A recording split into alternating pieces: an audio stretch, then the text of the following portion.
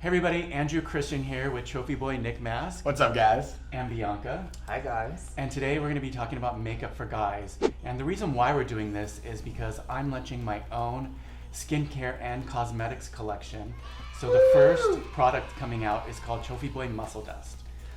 I'm super excited about it. I mean, who doesn't like glitter? And it has really great shapes in it. It has little hearts, moons, and stars, and like a very fine glitter. So that's why we're talking about makeup today.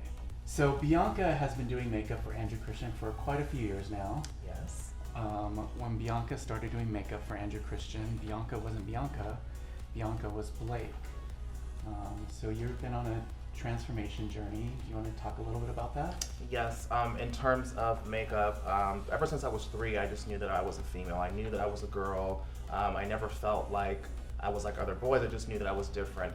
As far as makeup goes, I've literally been playing with makeup since I can remember. I was about 4 years old when I used to run into my mom's bathroom and play with her eyeshadow and her lipsticks and all that good stuff. And it just kind of spiraled out of control and grew to what it is now. Awesome. Yes. I love how you said spiraled out of control. Like same, like when I wake up in the morning, I'm like, I'm spiraling out of control. I don't think it's the same thing A with little makeup. crazy. So did you start off as doing like a lighter type of makeup and then did it transition into like a heavier full face, or did it like start off as full face, there we go, Oh, lipstick, my eyelashes are glued on, they're all over the place? It definitely didn't start like this. So I actually used to, like, little by little, like in high school, I would start off small. Like I would start with a powder or a mascara or like a clear lip gloss, and then as time went on, I started to progressively get more and more into makeup. Yeah. Bronzer, contouring, eyelashes, eyeliner, the whole nine. So yeah, I definitely didn't start off like this. She didn't start out with a red lip being like, boo, where you at? Where you at? No, I didn't wake up like that. She waking up at 5 years old. I wish I would have, but no, I didn't. Okay, well then you would have a great makeup experience for now then, right? You Yes, started at an exactly. early age, it's easy. I beat your face. You can beat my face a couple times. So today we're going to do Masc, Butch, Yes. daytime realness makeup. You're going to demonstrate on me, myself. Yes. And I feel like a lot of guys are still kind of scared of makeup, but you know, a lot of guys wear makeup, you Yes, know? especially more so now. Evens out your skin tone, makes you look a little more fresh and a little more camera ready, no filter needed. Yes. All right, Bianca, what's the first step of Masc makeup?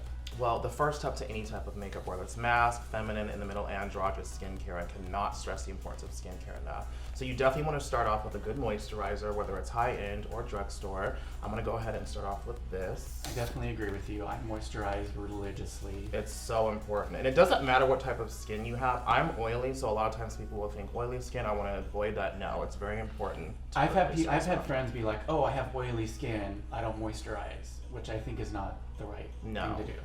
You have to moisturize. You have to moisturize. So normally on clients, I'll just apply it with a brush. If you're doing it for yourself, obviously you can use your hands. Always just make sure that they're clean though. Of course. So I'm gonna just do a light coat all over your skin.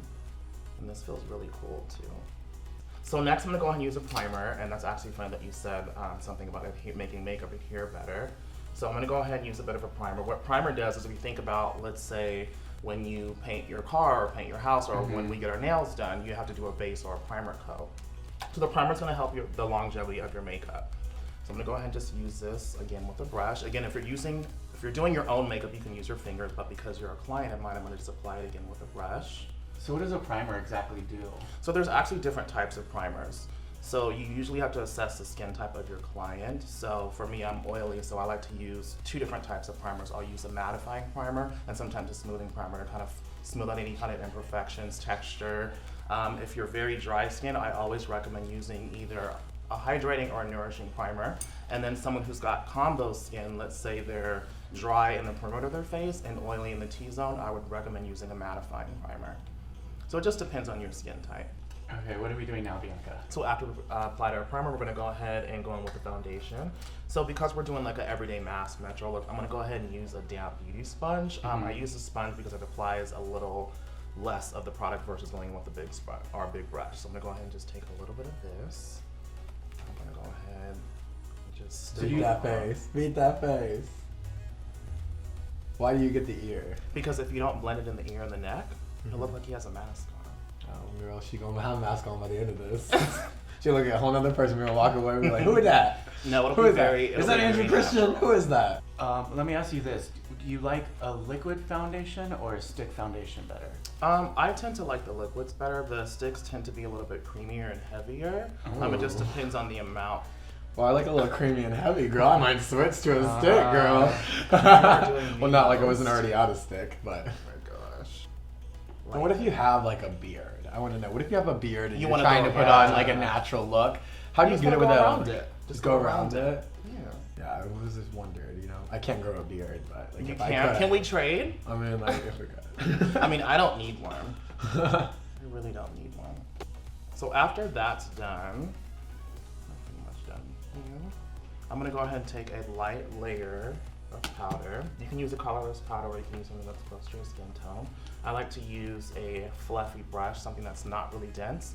Reason being, the more dense the brush is, the heavier the application of the product is, and because you want something more everyday, more natural, masculine, so to speak, you want to use something that's very fluffy. It doesn't have to be an expensive brush. It could be something from the drugstore, so you can feel this. See what I'm referring to? Ooh, it's soft. Very soft, It's right? actually real rabbit.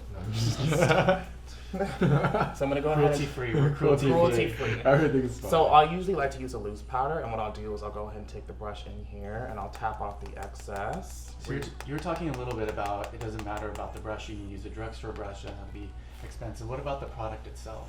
Same thing. Same thing. It doesn't have to. And I think especially for someone like maybe like yourself, or someone that's going into just starting out with makeup, it can be overwhelming and feel like, oh, I have to spend $70 on a bronzer or a face powder. It's not really necessary, especially if you don't know what you're doing.